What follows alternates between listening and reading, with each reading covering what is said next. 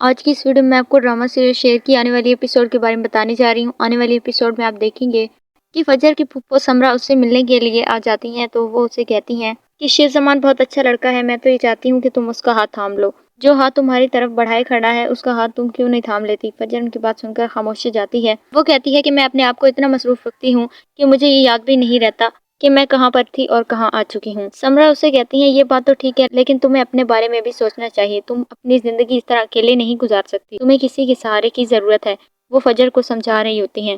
پھر دوسری طرف جب سمیر اپنی پھوپھو کے پاس آتا ہے تو وہ اسے کہتی ہیں کہ سب کچھ تو لے لیا ہے تم نے، جو کچھ تم چاہتے تھے وہ تمہیں مل گیا، اب اور کیا چاہتے ہو؟ وہ سمیر سے بہت زیادہ سختی میں بات کرتی ہیں۔ سمرا بھی ساتھ کھڑی ہوتی ہے تو سمیر کہتا ہے کہ یہ اس قابل ہی نہیں ہے کہ ان کی عزت کی جائے، تو سمرا سمیر پر ہاتھ اٹھا دیتی ہے۔ اس کی پھوپھو تو دیکھ کر خوش ہو رہی ہوتی ہیں کیونکہ وہ تو یہی چاہتی تھی۔ انہیں تو یہ بات ہی اچھی نہیں لگ رہی کہ سب کچھ سمرا کا ہو چکا ہے اور ان کے ہاتھ کچھ بھی نہیں لگا۔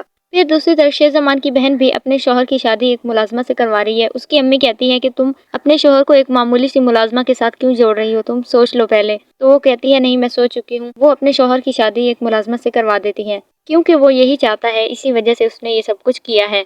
بدر اور اس کے بیٹے کہتے ہیں کہ ہم شیر زمان کو بیوقوف بنانے میں کامیاب ہو گئے۔ وہ نہیں جانتے کہ آخر شیر زمان کے ذہن میں کیا چل رہا ہے، وہ تو ان کی حقیقت پہلے سے ہی جانتا ہے، لیکن بدر اور اس کا بیٹا غلط فہمی کا شکار ہو چکے ہیں۔ سمرا فجر سے کہتی ہے کہ تم شیر زمان کا ہاتھ تھام لو کیونکہ وہ پہلے سے ہی تمہاری طرف ہاتھ بڑھا چکا ہے۔ تو فجر کہتی ہے کہ اگر میں اس کا ہاتھ تھام لوں تو یہ تو کھلا اعلان ہوگا بغاوت کا، اسی لیے میں ایسا نہیں کرنا چاہتی۔ پھر شہتاج جب کاکا صاحب کے کمرے میں آتی ہے تو وہ انہیں جگا رہی ہوتی ہیں لیکن کاکا صاحب آواز نہیں دیتے۔ وہ جیسے ہی ان کے قریب جاتی ہے تو ان کو پتہ چل جاتا ہے کہ کاکا صاحب اب اس دنیا میں نہیں رہے۔